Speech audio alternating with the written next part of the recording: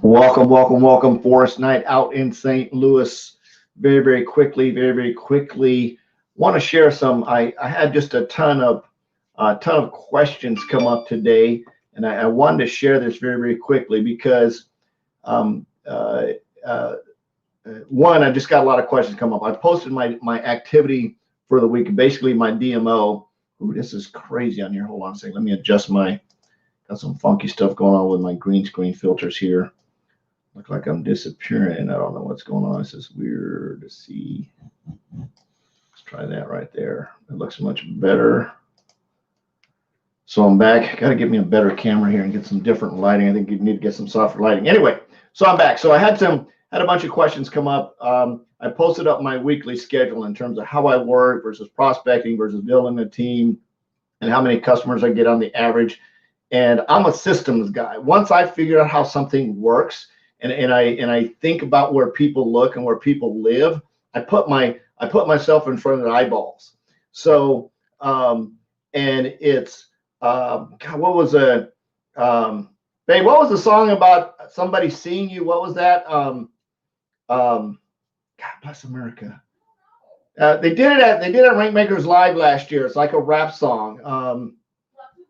Yeah, all eyes on me. So when I heard that, right, I thought about that as how do I get more eyeballs on me? And it's not just me, but it's like my brand. How do I drive them to a funnel? How do I drive them to a landing page? How do I get people outside of me just cold prospecting and knocking? Because everybody says, how do you do the numbers? Well, you've got to think smart. As a business owner, you have to be really smart in how you market yourself, how you show up, where you brand yourself. And I'm going to get into that a little bit, but I want to get to the point here really quick. For those of you that don't know me, my name is Forrest Knight. I'm a social media marketing strategist. I love helping people succeed online. I'm on a mission to have no more empty refrigerators, make an extreme impact, and be a legacy creator, and I hope you are too. So check this out. Man, I got one of these energizers in my nose, and I just realized I was feeling a little bit like I wasn't there, but now I'm just like feeling a little jazzed. I don't know if it's because I drank some coffee. And anyway, I'm there. I'm like, wow, I'm just really sort of amped right now. Um, who knows? Maybe it's having more an effect than I thought it was. But anyway, that's too funny. So I got this little, like, it's called Zens thing in my nose. It's like a energizer holistic herbal thing. Anyway, it's pretty cool. So coming back to what I was saying, in terms of marketing, and all eyes on me, I want to make sure that wherever somebody goes, there I am, right? And when you learn how to market, I've been doing this a long time. This isn't something I learned like last week. I've been doing this for years and years and years and years. I became a student of the craft. So once you become a student of the craft, you understand how to market, you understand how to put yourself in front of people, you understand advertising, you understand what people are looking for. You go back through and you adjust and you adjust and you adjust and you come up with these ideas, right? So it's a numbers thing. Today I put up my numbers for the week and how many hours I work versus how much I prospect and all this kind of stuff. And people freak out, right? People are like, dude, what are you doing? My inbox is like blow up, blow up, blow up, blow up. What are you doing? How do I do it? You know, I'm getting these messages, and here's a reality check for you. This is probably going to blow some people out, but who knows? Maybe it needs to blow this out so you can get a realistic expectation on what you need to do to build a big business, right? And I'm gonna talk about my job as an internet sales manager at a car dealership, and I want to explain this to you. So depending on the size of the dealership, but I'm just going to say an average one, we're probably doing somewhere 150 to 250 cars, depending on the month of the year. And we're talking about lead generation through Edmunds and TrueCar and Auto Trader and Cars.com and all those car lead generating guru sites that people go to think they're getting a good deal. When you're going to get a good deal just going to the dealership in the first place. But now all these car guru sites are out there and they generate leads. And here's the reality check on this. Now I'm going to put this in perspective to the person that's cold prospecting, right? Here's little Mr. or Mrs. MLMer. You start your business, you get online, you do one Facebook Live, you do one post, you reach out to 10 people and get 0 results, and your heart gets broken and you fall apart because nobody's buying your stuff. Well, you haven't even really got started right there. I'm putting you in a reality check because I want to help you see the real deal. I want to see I want to be able to educate you on what it's really going to take to succeed as a network marketer. It's not a get rich quick deal. I wish it was, because if it was, I'd be a freaking bazillionaire 10 years ago, right? It's not. It's a work hard deal. It's a show up and hustle hard. It's a heads down fire, hustle hard. It's putting your business, all eyes on you, in front of hundreds of people a week, hundreds of people a week, hundreds of people a week, hundreds of people a week. Hopefully I'm making a point there. So let me go back to talking about my internet marketing, internet sales manager in the car business. So on an average at a decent dealership, depending on what you're doing, you're probably going to get in somewhere around 600 to 700 leads.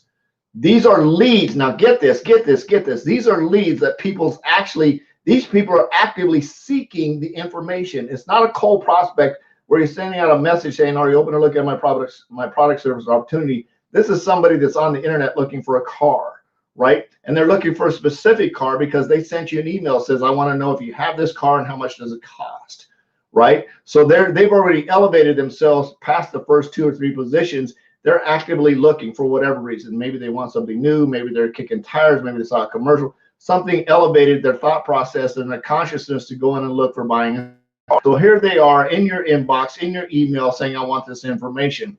So what do? You start to follow up. You start to follow up. You start to follow up. Hopefully get them on a phone through a text, a message, or an email, whatever it is. And you follow up and you follow up and you follow up. And when I say follow up, you follow up a lot. Sometimes you're following up. Here's how the day goes. You get the lead, it comes in. You send out an email, a text, and then you leave a voice message because they usually don't answer the phone. That's in the morning time. In the evening time, you send out another text and another message. A lot of times, or you just call. The following day, you send out another email and a text and another email and a text. That's day 2. So far, you've already sent out like 5 emails and 4 text messages and a couple of voice messages. On day 3, you're doing another email and a text.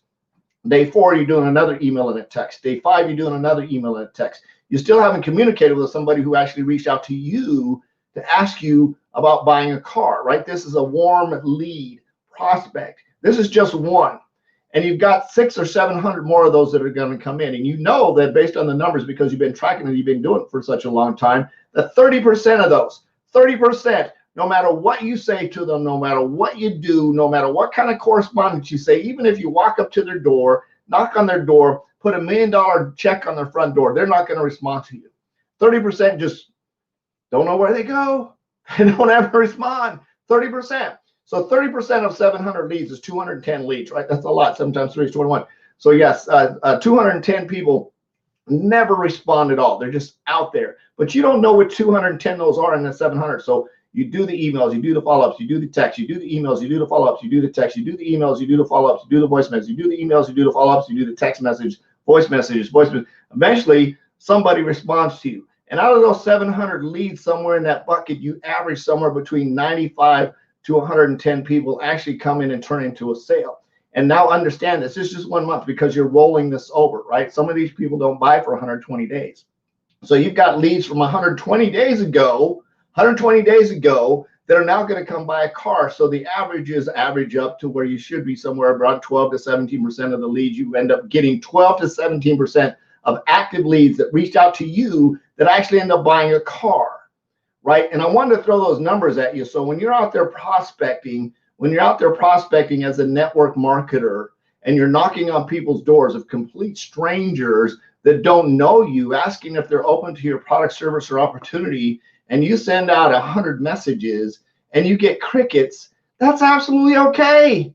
The cool thing about it is you send out 100 messages, you put 100 messages of hope in somebody's inbox, and you got to do that over and over and over and over and over. And here's the good news, right? Here's the good news about it. It doesn't take 700 freaking leads for you to have a really, really good lifestyle in network marketing. You've just got to follow up and do a lot of follow-up. Now, here's the second part of that. Is once you start to put people in that follow-up bucket, here's where the money starts to get made, because you put them in the follow-up bucket and people need to do their research, right? Just like on the internet when they're looking for a car, they say it takes about 11.5 hours worth of research for somebody to decide they want to come into a dealership. They're researching online for 11.5 hours before they hit that lead button to send in that lead. So they're way ahead of the internet person that you sent out a message to. You put a message of hope in their inbox saying, hey, will you come buy my stuff? Will you look at my stuff? Will you take a look at what's going on, right? So I wanted to share these numbers with you to hopefully give you a reality check of what you might need to put yourself in perspective when I'm out there prospecting. What kind of numbers do I really need to make a real true impact to grow a huge empire and grow a big business? Now, if you're not looking to grow a big business, Now, what I said probably doesn't really matter. But if you're really seriously thinking about creating some freedom cash, you really want to make an impact. I don't care if it's your warm market, cold market, whoever it is, you've got to reach out to a lot of people, whether you're standing on the corner passing out business cards, whether you're doing phone calls or text messages or whatever it is. Even if you do paid advertising out on the internet and you've got a bunch of money you can light on fire because you don't know what kind of response you're going to get from paid advertising unless you're a really good copywriter. And even being a good copywriter, sometimes people don't necessarily want to buy your stuff. You know, you may think it's the greatest stuff since sliced bread, but they may not. So again, when you're doing paid advertising, you could just be lighting money on fire. So if you don't have light money on fire money, you probably don't want to spend money on advertising, especially if you don't have a clue on how to market, how to advertise, how to create a target avatar, the specific client that you're going to target to because you want to drive them into your business, right? So wanted to throw those ideas at you, wanted to give you a reality check in terms of how many people do you really have to reach out to. Then here's the bottom line, and I'll close with this. Do not compare my schedule to your schedule. And when I say my schedule, don't compare my schedule to anybody's. Don't compare your schedule to the neighbor, to the person down the street. You need to do you. Look at your schedule. One thing that really helped me out that I just did just recently was I literally took my entire week and I time blocked it out every 30 minutes, every freaking day. Now, some of the day was the same thing. It was like work, you know, this was all down because I'm going to be at work from this time to this time. So I just put it in work, and I'll probably take a lunch break in there somewhere. And I don't ever really plan it on work. I just get it when I get it, right? But that's how I plan it out. But I wanted to see it visually for me. I want to look at my week row by row, column for column, and see where I had any possible holes that I might be able to be a little bit more effective. And I ended up with like 5 gaps in my week. I'm like, ooh, I could prospect during that gap. Ooh, I could follow up during that gap. And I could build my side hustle a little bit more effective because I literally went in and filled in every single one of my gaps. I put some room for some sleep. I put some room for some accountability. I actually made myself get up a lot earlier. Like, oh, Lord Jesus. So here I got an hour and 2 minutes, actually an hour and 1 minute now before I'm supposed to actually be in bed sleeping. So I've got to go do that. So because I put sleep time at 11:30. So I've got an hour to sort of finish out my day between getting my post on LinkedIn, getting my post on Instagram, doing some follow-ups, and doing a little bit more prospecting from the people, or a little bit more follow-up from the prospecting that I did this morning. So hopefully this added some value to you to give you a reality check in what you really need to do if you're going to show up. Put your head down and go to work. Figure out what your schedule is going to be. If you're in Rank Makers, highly recommend you go to track down Ray Higgins. If I only had an hour, what to do, and that's a really, really great training. It helped me really a lot in adjusting my schedule in terms of going out and prospecting. If you're not getting the results you want, work harder, reach out to more people, knock on more people's door and ask them if they're open to your product, service, or opportunity. Trust me, that's the only way you're going to get results in the long run, is to keep knocking, keep knocking, keep knocking, keep following up, keep following up, keep following up, keep texting, keep calling, and eventually somebody's going to say yes.